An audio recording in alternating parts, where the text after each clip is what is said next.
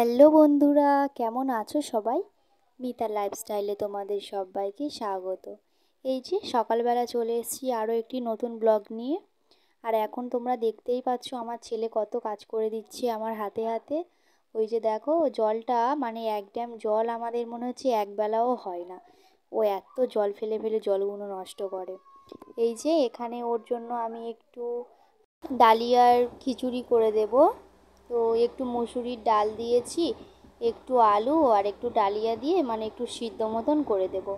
আর এই যে এদিকে টিভিটা চালিয়ে দিয়েছিলাম, টিভি দেখছিল, একা একা নাচছিল, খাটের উপরে খেলা করছিল। তো এই যে রিং লাইটটা নিয়ে ও এখন টানাটানি করছে। আমি বলি বাবু ওইটা ভাঙিস না, আমি ওটা রিলস ভিডিও করার জন্য কিনেছিলাম। তো রিলস ভিডিও হয় না, মানে এখন করি না, কারণ এই ভিডিও করি, এডিট করি সব কিছু।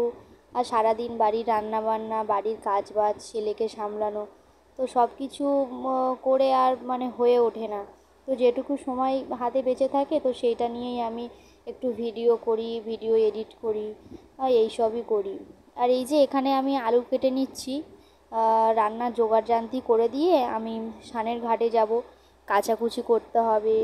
বৃষ্টি হচ্ছে ওই জন্য একটু দেরি করছি। আমি বলি কোথায় মেলবো, সেই জন্য একদম রোদই হচ্ছে না। তো এই যে এখন একটু রোদ বেরিয়েছে।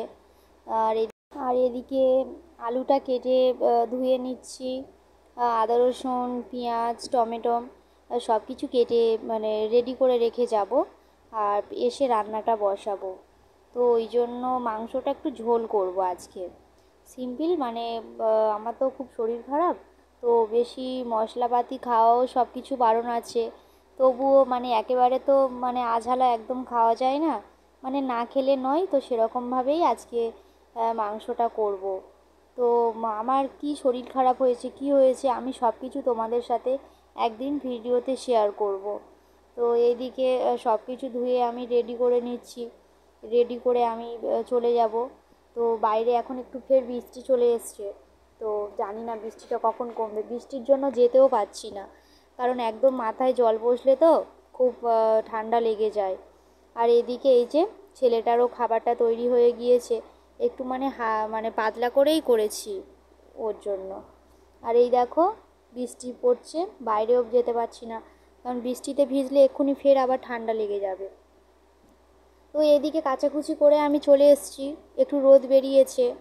তো ভাবছি বাইরে মেলবো নাকি ভিতরে মেলে দিয়ে যাব, কারণ বারবার তো ছাদের ওপরেও ওঠা যায় না। তো সেই জন্য এই যে জামা কাপড় সব কিছু নিয়ে চলে এসেছি ওপরে মেলে দেবো বলে।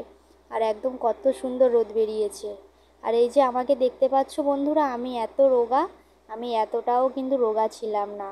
আমার খুব শরীর অসুস্থতার কারণে আমি এত রোগা হয়ে গিয়েছি।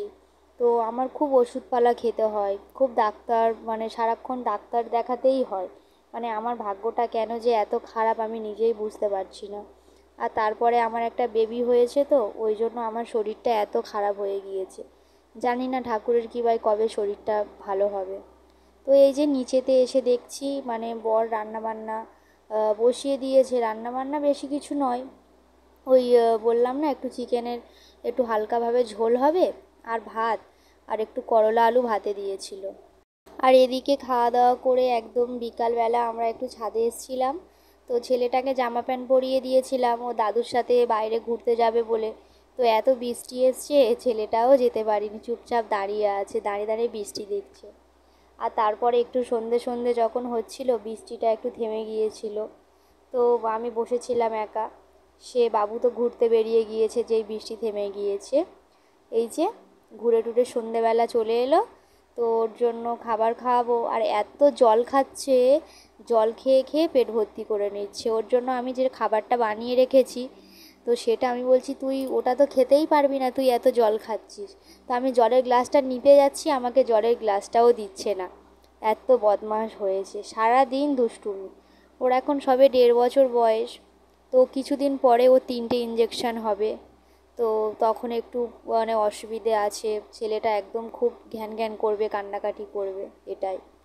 আর এদিকে এই যে রাতের খাবার আমি বসিয়ে দিয়েছি, রাতে একটু এটা মানে একটু সবজি ডালনা করে নেব।